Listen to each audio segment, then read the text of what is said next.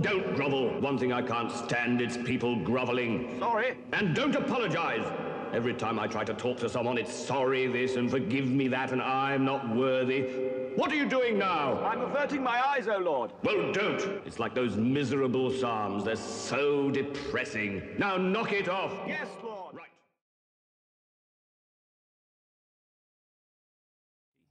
I'm Alan, and I'm a journeyer. It's important to say first that this is a safe space. You are welcome here in this virtual gathering, no matter your political beliefs, or none, your religious beliefs, or none, no matter your skin color, your age, your sexuality, your nationality. In the world God loves, there are no illegal people. There are none who do not belong. There are none who are not beloved. You are beloved. Whenever you are in this moment, wherever you are at in this moment, you are welcome here and wanted here. I invite you today to consider how to give financially to Journey and his work in the world. We give away 10% of the money that comes in to people in need and causes that advance our missions of compassion, justice, and spirit. If you have any questions about Journey, please go to our website at journeyifc.com. Today, we are continuing our series called Thy Kingdom Now.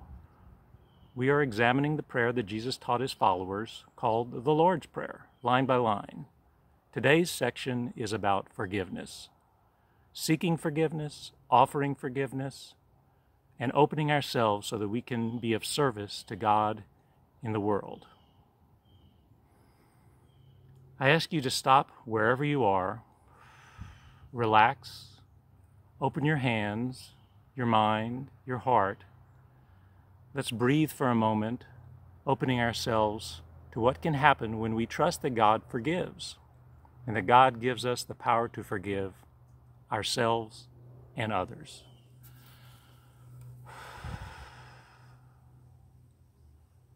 So let's breathe. Let's breathe in deeply, opportunity and hope for the future. Let's breathe out our worries, our anxieties, our past and worries about past mistakes. Let's be open to consider forgiveness and what it means.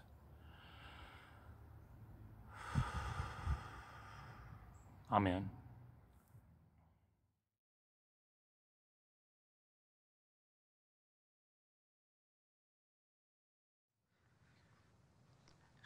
Give a very noble account of yourself. Make inquiries. It's all true. Inquiries have been made. You have no idea who I have breathing down my neck. I vouched for you, and you have no credentials. But lots of success. I can't show you a certificate. There was no training then. Everything I know from experience, and that war was some experience. My plaque says L. Logue, speech defects, not doctor. There are no letters after my name.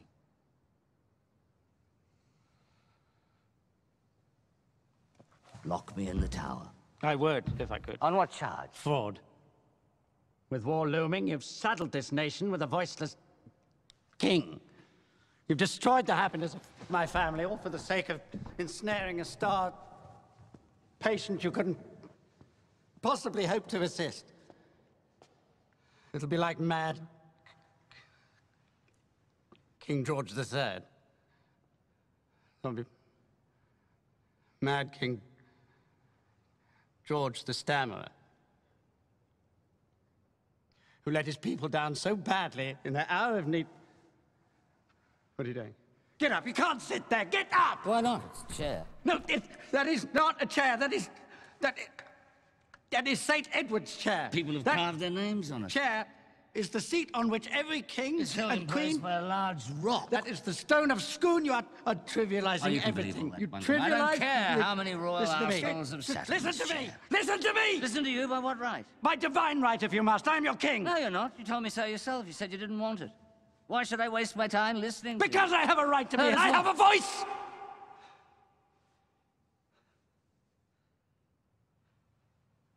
Yes, you do.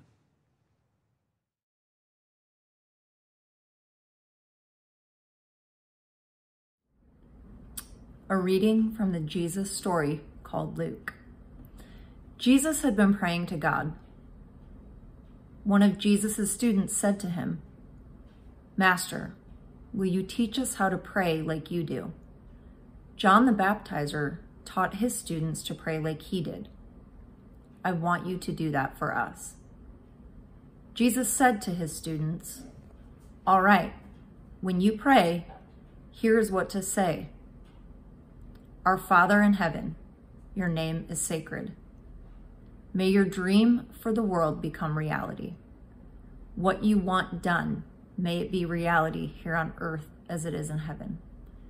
Give us today the bread we need for today, and let go of our mistakes and our blindness, which has hurt other people, as we let go of the mistakes and the blindness in other people that has hurt us."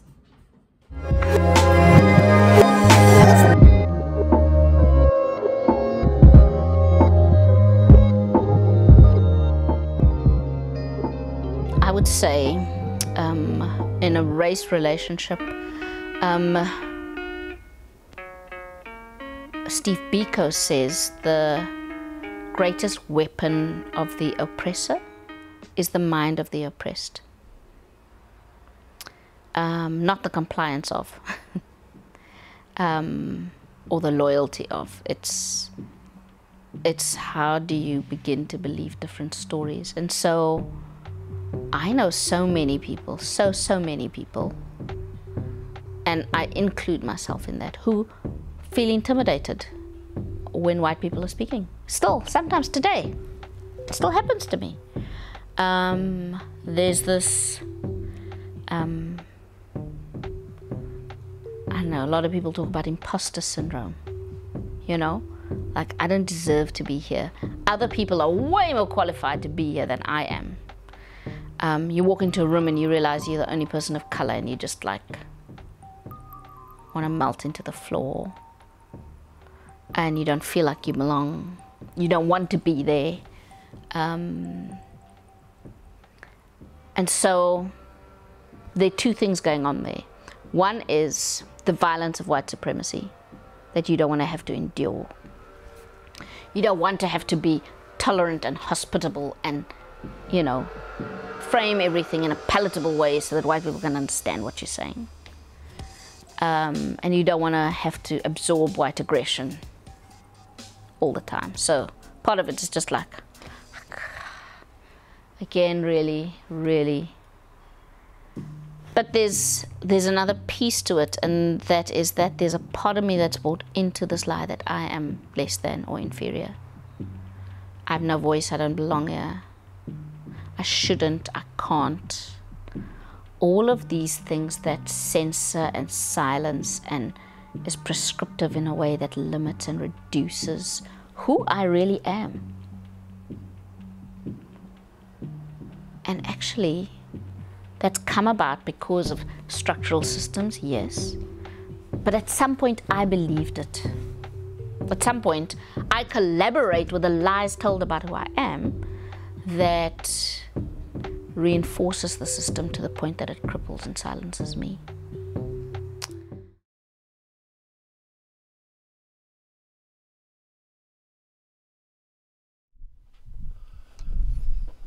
Morning. I'm going to take a hike in one of those, a path through one of those pretty mountains back there. I need some gear, don't you think? And I like gear, but even so, even if I were just a purist and all I wanted was, you know, a pair of hiking boots and a water bottle, there's still some gear that you need. Today's a cold day in mid-November, but even if it's, especially if it's in the summer, you need some gear. So we're starting with today this nice backpack that has inside it a bladder of water, and that way on the trail, instead of having to hope for a water fountain, you know, the cyclists do this, you just get to do that and water shows up and you keep walking, so that's good. Probably need some other things too. Let's try it out. It's bright and sunny. Need a hat. Father Bob, you'd be proud. Like this kind of hat. And it's bright and sunny, and I probably need some sunglasses, but I will keep my regular glasses in this pocket so that in case it gets dark or whatever, then I can still see. Let's see what else goes in here. Since it's cold, I need a jacket. It might rain later, so I've got a raincoat, but it's also got, you know, some thickness to it, so it'll give me some protection from the cold. Okay. Plus it's got little extra pockets, which I really like. It's just more room for more stuff. Speaking of more stuff, if it gets colder, I've got these fingerless gloves, and I'm going to put them in here. I'm not going to worry about the order that I put things in just yet. I can worry about that later. I need for sure, especially if it's going to get later, a flashlight. And this one's great. I've checked the batteries to make sure it works, so we'll put that in here. I'm hoping to get some pretty views of some stuff, and so I've got some binoculars and a case for those. And the case has a little thing where if I wanted to wear it on my belt, I could do that, but for now I'm just going to put it here in my trusty backpack. Also this, obviously, which is a good thing, and so I'll take that with me. I've got some hikes guides that are here, and you know, books are a little heavier, but these aren't hardback, they're soft, and I probably need these to double check trails and stuff like that, which is good. Let's see, what else? Extra water bottle, just in case I run out. I don't think I will, but you know, it's good to have. And this little thing, I could put it on my belt or belt loop or whatever. I'm just going to stick it in here in the backpack for now. Here's some other good stuff to take, and this is a little fanny packs thing that you put around your waist. In it I have a basic first aid kit, which is important. Some bug spray, which is also important. Some let's see, icy hot cream. I have arthritis in my left knee, and so especially if I've been doing a lot of walking or hiking, this is good to have. And what if I needed to stop and just place some stuff on my knee and feel better? That's good. Here is Chig Away, which is how you get rid of chiggers. I hate them. And if you get a mosquito bite or something like that, this is Afterbite, which will also get rid of that. So actually I just took this all out of this pack. I think I'll put it back in, and for now, rather than put this on my waist, what I'm going to do is just stuff it into my backpack. Only a couple more things, and then I am ready to go. I, as I said, have arthritis in my left knee, plus it's just good to have walking sticks. These don't really fit. If this is, you extend these, right, for somebody as tall as me especially, but I can put them in the bag for now. There's lots of other stuff you can take on a, uh-oh, I dropped something. I got it. There's lots of other stuff you can take too, right, on a hike, to make sure that you have the supplies that you need. But I think in this particular case, I think this will do. I'm ready. So, I would say that I am taking off for the mountains.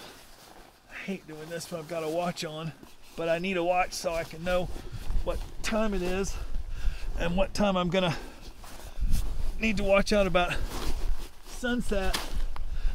Ugh. Ready. Feel good.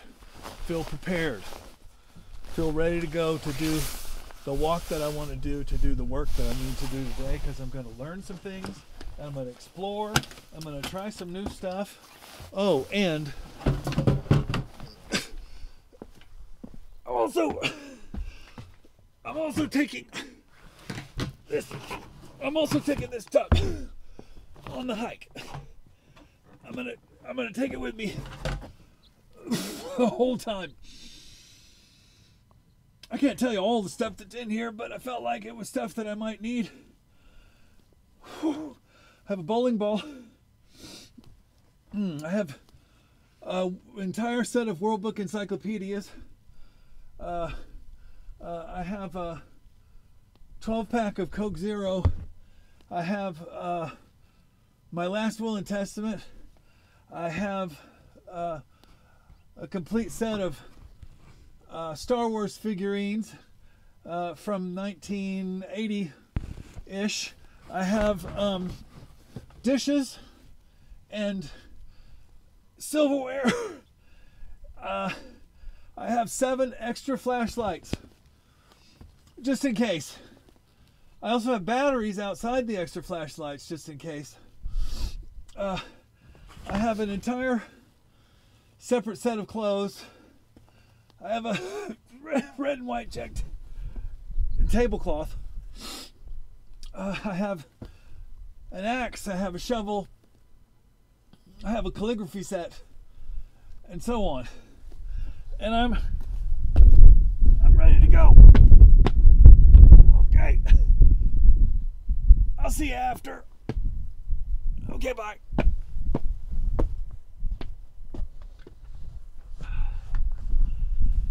Not really.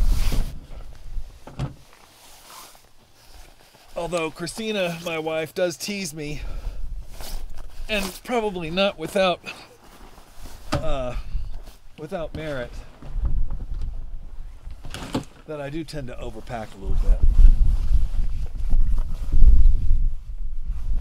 This thing that Jesus says in the Lord's Prayer, forgive us our trespasses, our debts, our mistakes, our errors, as we forgive others, is a strange thing to pray. It's strange because his students come to him and say, can you teach us to pray the way you pray? And Jesus says, sure, I'll teach you how to pray. We're on a mission, and the mission is to enact what the text calls the kingdom of God, or the kingdom of heaven, the realm or the community of God, the world God wants. And Jesus says, yeah, let's pray about how to enact that kingdom, that mission, that work that we're doing. Oh, I had extra maps just in case I got lost. Jesus says we're going to pray this prayer, and first we're going to start with, God, you're our loving parent, and you're wonderful and amazing and huge, and also give us today what we need for today, which we talked about last week. And then he says, please release us as we release other people. That's a tall order, don't you think? Had to stop and get my coat. It's cold out here. I grew up thinking that prayer was, please forgive us, God, or really just forgive me for all the wrong things that I've done and the bad things that I've done.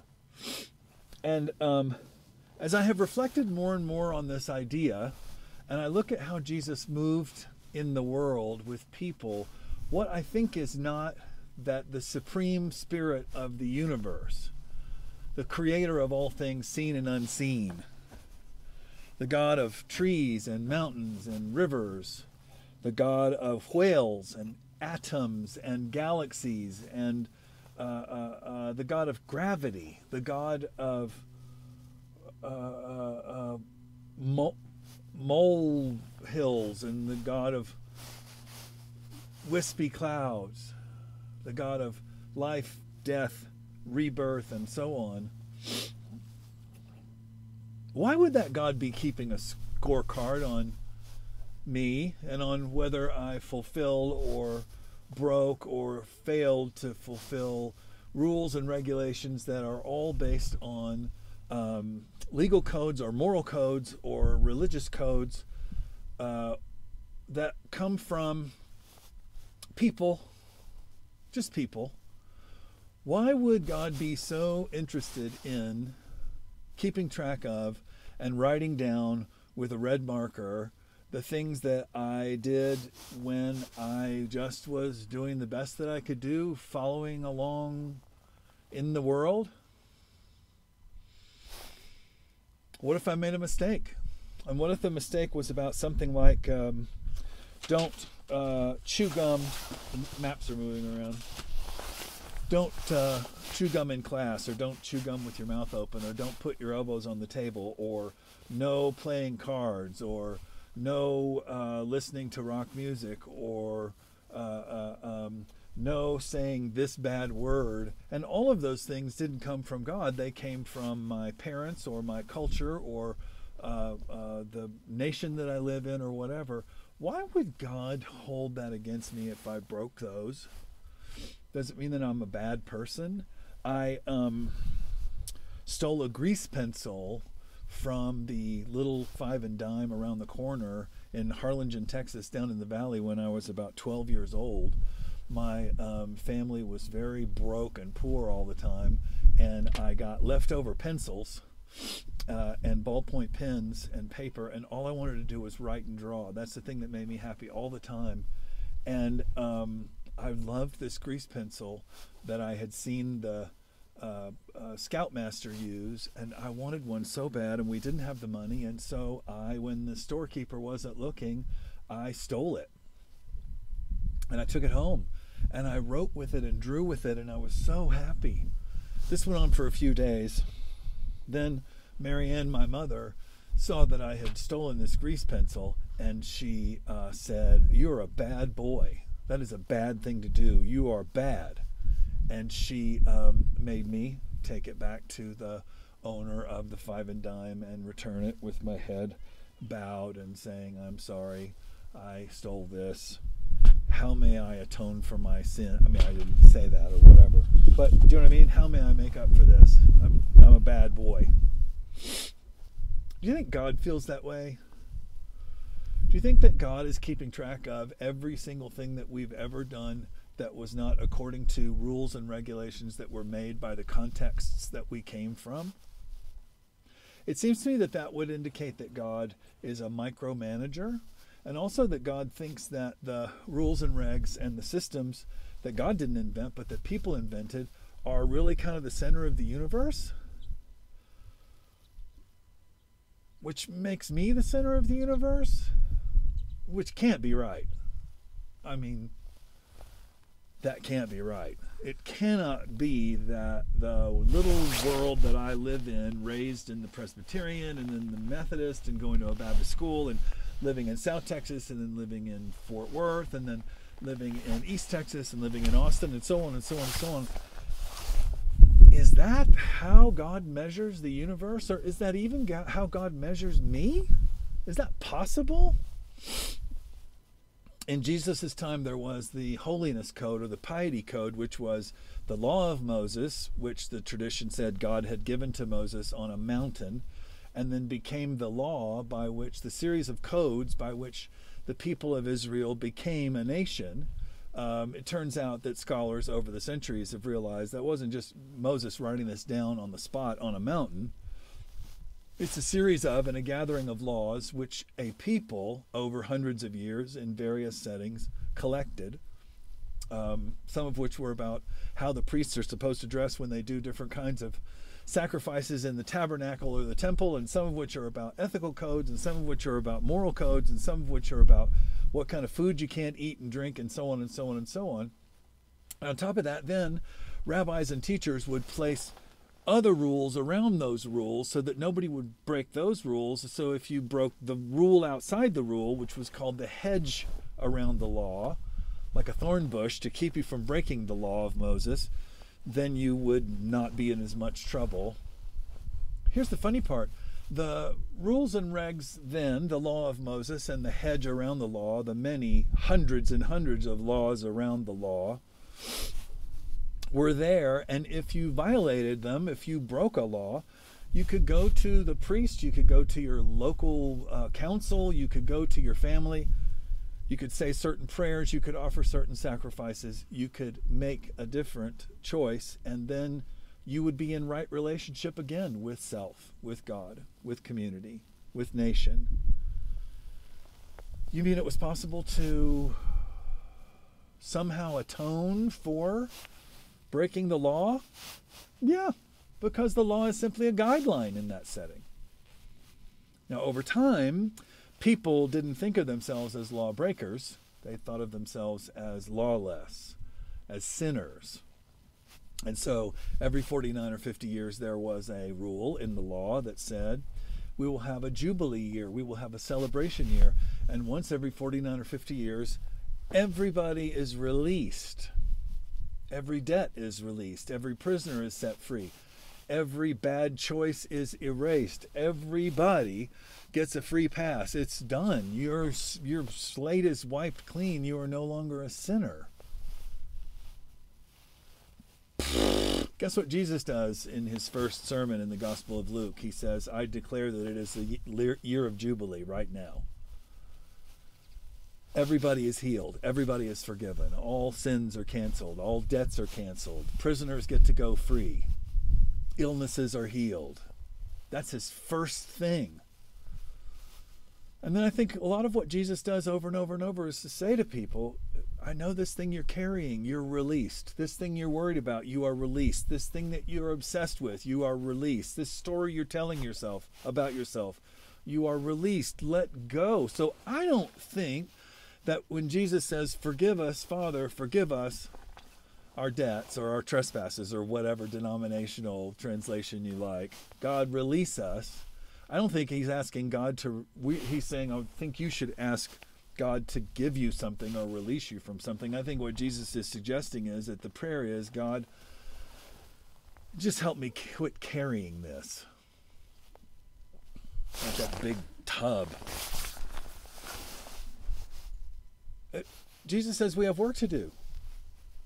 Why don't you quit carrying all this crap you don't need? It's not part. Please, if we're going to go take a walk in the mountains, don't take a World Book encyclopedia. If you're going to be free enough to go and help people in this world and help create this beautiful thing that God is doing, then please don't carry a bunch of stuff that keeps you from being present with other people. And then Jesus says,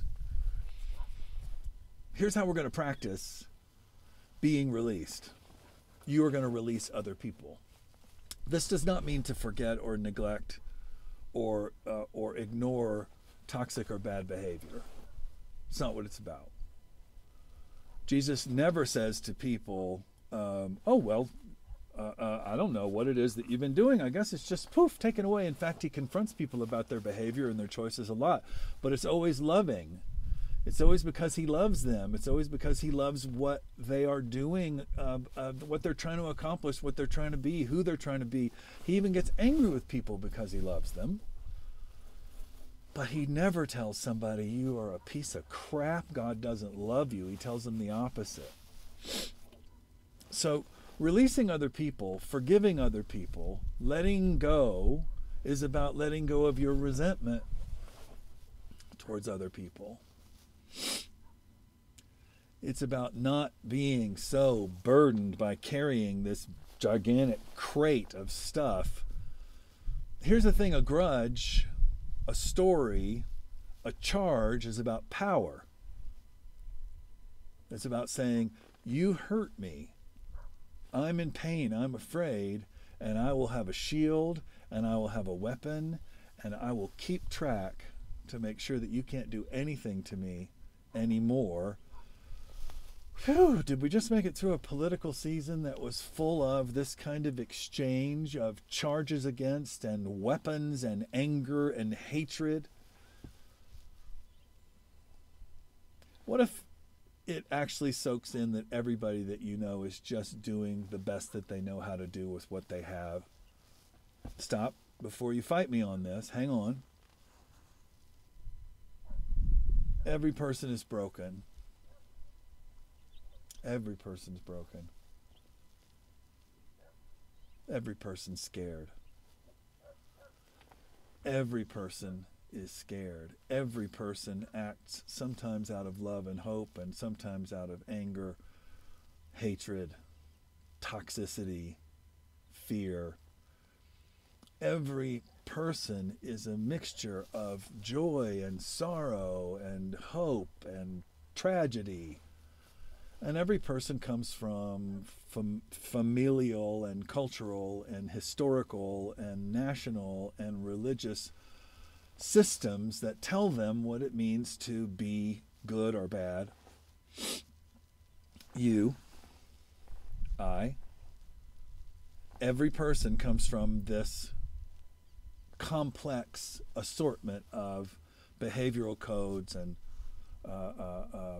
successes and failures, and every person's sense of herself, himself, themself is flawed and complicated and full of pain as well as joy. And people hurt us, and we hurt other people. And most of the time, do we even mean to do that, or do we even realize that we're doing that? Then the people around you don't realize it either, and maybe until it's too late, or maybe never. You saw in the film clip in the King's speech where the king, who has a speech impediment, is terribly afraid, and his friend, his coach, pushes at him and pushes at him until finally the king can speak. I was raised in an abusive, dangerous home, and for a long time in my early adulthood I was angry about that, but I didn't know what to do with the anger, and I kept saying, you know, it's okay, they did the best that they could do, and I didn't know. And in my 40s I got into therapy, and I got into men's work, and I got into a deeper kind of spiritual path, and what I realized was I need somehow to do something to discharge all of these charges that I'm carrying. And one of the things that I did was I went and looked at pictures of and listened to stories inside myself about my father who left when I was 7, and my father whom I had a difficult relationship with, on and off, sometimes estranged, sometimes connected for decades after that. I was angry at him. He hurt me. He hurt my sister. He hurt our family. I had it in my mind that his message to me was, I don't love you enough to stay, and I don't love you enough to put up with your mentally ill mother and protect you. And I did a lot of crying, and I did a lot of yelling, and I killed my father, which is to say that I wept about what pain I had experienced. And then I began to feel something and see something, and what I began to see was that my father, for whom I am named, Richard Major Diamond, was wounded like me.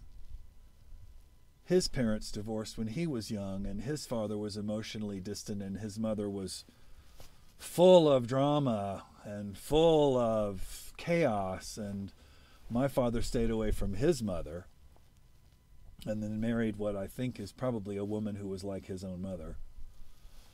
And I began to think about my father's pain and his fear. He and my mother got pregnant his junior, her sophomore year of college.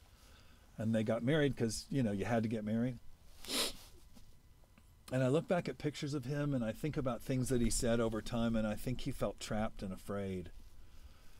And I think over the years he continued to feel trapped and afraid, and I also know that he struggled with alcoholism, and I also know that he struggled with his faith. He was a deeply faithful Christian who also had big questions that he and I got to talk about.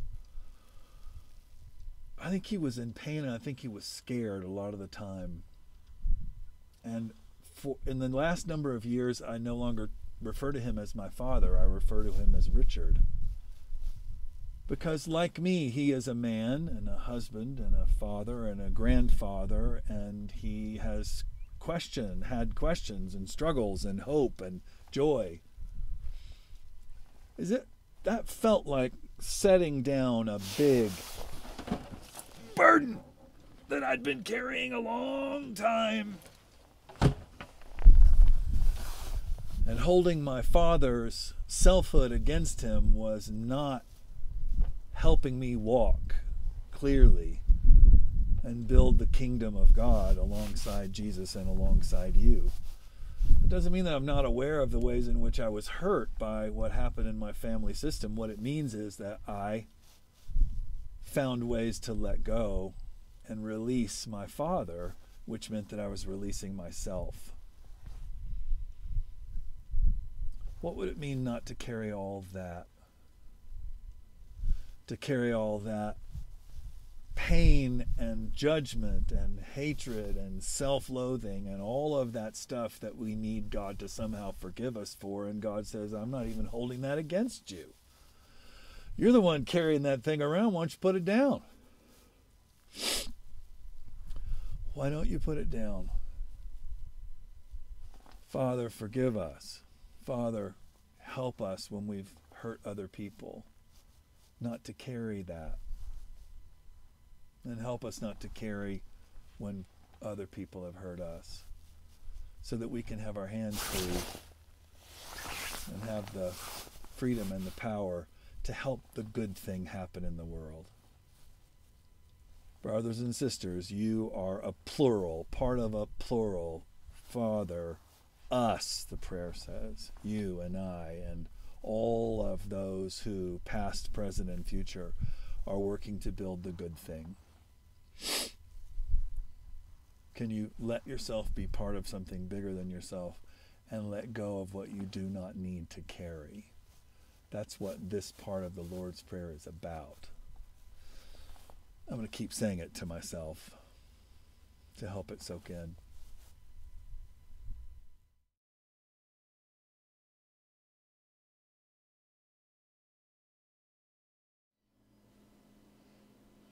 Good morning. My name is Christina, and I'm a journeyer. So I'm going to close out our service this morning by leading us in a meditation on releasing burdens, forgiving ourselves, forgiving each other, so we can move forward to do God's work in the world. So I invite you to get comfortable, however that looks for you this morning. Close your eyes. Open your heart. Just sit in whatever body posture feels open and inviting to you. Imagine something heavy in front of you. A box, a bin, a crate maybe, a boulder, a wash tub of water. This represents what you have carried, starting when you were very small, and you have added to it.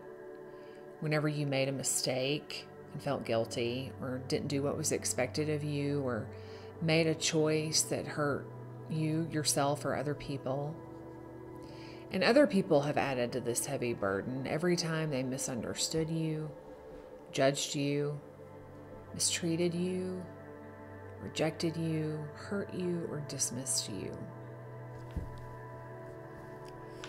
This thing in front of you, it has words on it. They are the words that label this burden you carry. They are the story you tell yourself about you, about other people, about how you have trespassed, and about how others have trespassed against you. What might the words on your burden be? You know yours. Maybe they include failure, projection of some kind, violence or abuse, self-pity, addiction, a grudge of some kind, and the resentment that goes along with that, defiance, shame, sin, mistrust, deceit, weakness. In light of last week's election and the uncertainty that we're all now carrying, I also would invite you to add words like arrogance to that list, self-righteousness, fear, judgment. There are other words, I'm sure, other words that you tell about yourself and about other people.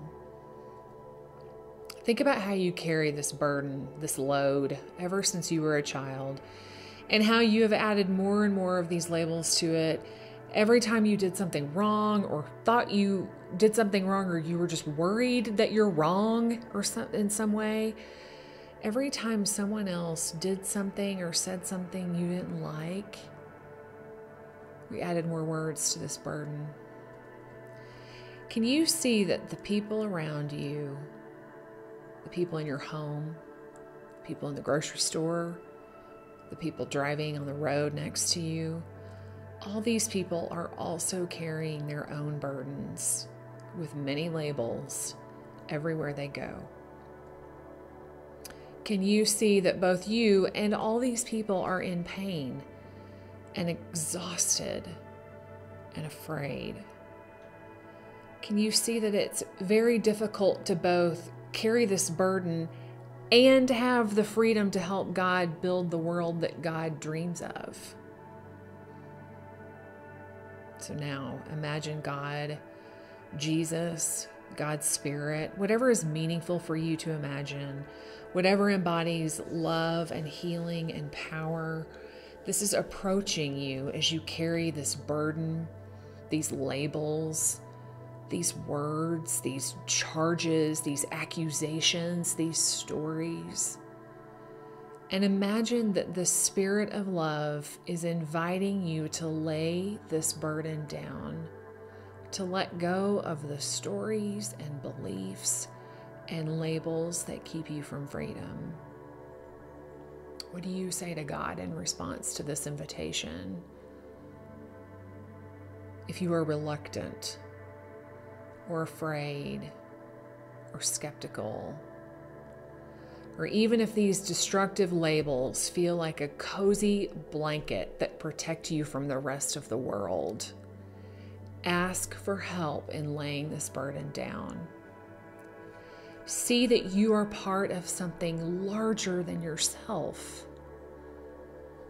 The Lord's Prayer is plural. Forgive us, it says.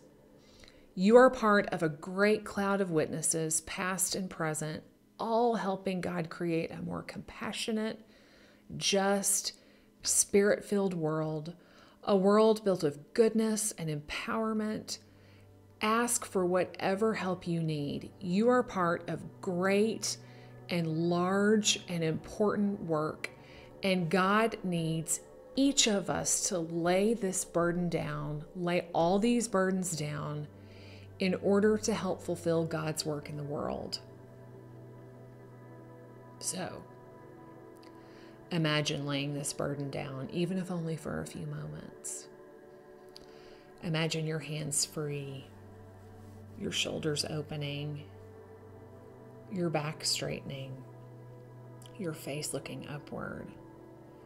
Imagine the healing you unleash for yourself, your family, your community, and your nation when you lay these burdens down. You can breathe. You can let go. You can move forward. God is with you. God is with us.